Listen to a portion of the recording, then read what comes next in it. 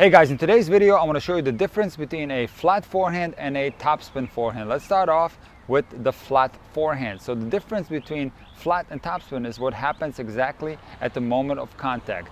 And I'm going to show you the flattest forehand of them all, something that was very common back in the wooden racket era. So players used to have a continental grip, and at the moment of contact with the ball, the racket would travel very horizontally across the body like this. So take a look when I do that. So in a continental grip, I'm going to go horizontally across the body. You can see that this ball has very little spin on it. You can see in the trajectory of the ball, it's a very flat shot. Now obviously you could make topspin by going up with the racket even with a continental grip, but this would require a little bit more of a forearm or wrist movement, something that Rod Laver used to do from time to time on his forehand. So in this particular grip, it is possible to make topspin, but it would involve some of the weaker parts of the arm to make that more vertical swing path happen. I'm going to try the Rod Laver forehand by trying to go up with my wrist and forearm at the moment of contact in a continental grip, and I can tell you right away this feels very weak. And the reason why it feels weak to do this in a continental grip is that the hand is more positioned behind the racket, and to be able to go up we would need to go up with the wrist, and this does not feel comfortable. And this is where the more western grips are more suited towards topspin, because as we go over towards the western side, let's just take a semi-western grip for example.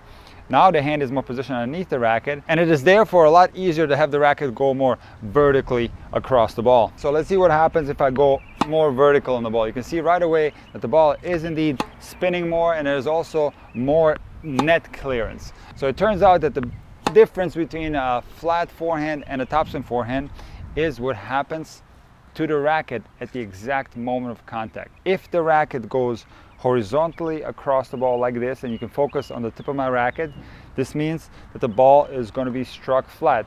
For example, if you feed a ball out of your hand, this is usually the flattest ball there is. It's a very horizontal delivery. As soon as that racket starts to travel vertically across the ball, now we are imparting topspin. And the topspin forehand is ubiquitous at the high level. You will not find a player who hits the forehand truly flat. This is something that doesn't exist anymore. There used to be players back in the wooden racket era who struck the forehand in this manner, a very horizontal delivery, but now all players will have more of a vertical swing path, but there are some differences in the way the topspin forehand is delivered. Some players will have heavy topspin, and then other players will have more of a flat topspin delivery. So on the ATP Tour, you predominantly see the heavy topspin. On the other hand, on the WTA Tour, you'll see some of the heavy topspin, but you see a lot of players who have more of a flat topspin forehand. So let me show you what the difference is. Here's the ATP style forehand with the heavy topspin, and here's the WTA style forehand with more of a flat topspin delivery. So you probably couldn't catch the difference as far as my racket is concerned, because that part of the stroke is accelerating too fast. It can't be seen with the naked eye, but you can see it in the way the ball was shaped. So the ATP forehand had a little bit more height, and the WTA style forehand with the flat topspin delivery was a little bit flatter. A common misconception is that a flat forehand doesn't have any topspin. This is absolutely not true. So a flat topspin forehand, because the flat forehand really doesn't exist anymore, all forehands at the high level have topspin on it. This is why I'm calling it a flat topspin forehand. Absolutely has topspin, because as long as the racket is traveling vertically, in other words, if it's going from the waist, for example, up towards the shoulder, or even if it's a lower finish, if the racket is traveling more as a windshield wiper style where it's going up and then down around the waist, as long as this is happening, the forehand will have topspin on it. So the difference between the topspin that's produced on the ATP Tour and the topspin that's produced on the WTA Tour is the amount of rotations the ball has. So what happens on a heavy topspin forehand is that the tip of the racket will stay more towards the outside as the racket is going up. So this is the swing path on almost all ATP forehands, is the racket will go around the body like this. So the tip of the racket never comes through in this fashion.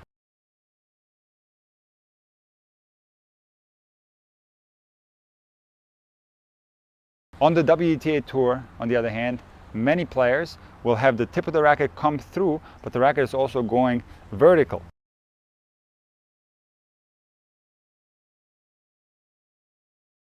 So I'm going to show you both styles. Here's the ATP style. You can see that the racket will stay towards the outside as I'm hitting across. And he has more the WTA style, where the tip of the racket will come through. You can see that the ball has a slightly lower trajectory on the second forehand, so it has less spin than the ATP style forehand. However, I'm still imparting topspin on that forehand because the racket is traveling from a low position to a high position.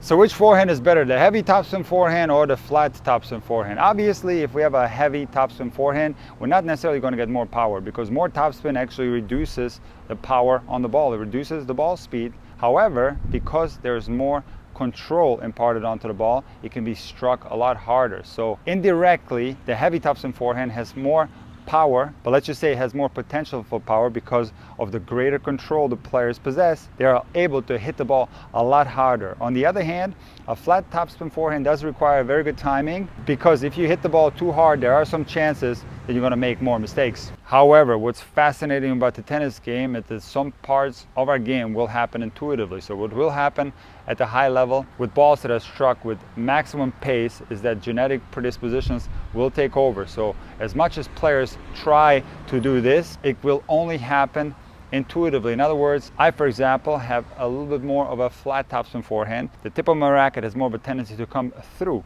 And this is not something that I can control when I hit my forehand at full speed. I can definitely control it when I hit my forehand at lower speeds, but when I let my forehand rip, when I absolutely crush it, my genetic predispositions do not allow me to hit a heavy topspin forehand. So my tip of the racket ends up coming through the ball in this way on most of my forehands. As I stated in the beginning of the video, interestingly, most of the WTA forehands have a similar swing path to mine where the tip of the racket comes through. And what this stems from, again, it's genetics. So WTA players are obviously not as strong as ATP players. So in order to generate power, they need this little bit of power from the racket to generate speed. They will not be able to get sufficient speed if the racket was going around the body this way. Because as I stated previously, topspin actually takes power out of the forehand. ATP players, however, are so strong, they have so much acceleration in the racket. Even though the ball is being slowed down, they can whip that ball so hard and not only generate control, but also a tremendous amount of power. So in other words, WTA players need a little bit of help from the racket. So let me show you my forehands, for example. I'm going to absolutely rip this one, and you take a look at the tip of my racket, and let's see what happens. So I actually have no idea what happened to the tip of my racket on that forehand because that part of the forehand happens too fast. But I'm pretty sure that the tip of the racket went a little bit through the ball before I came across this way. If I slow my forehand down, then of course I can manufacture this heavy topspin swing path and have more of an ATP style where the racket is coming more vertically around the ball this way.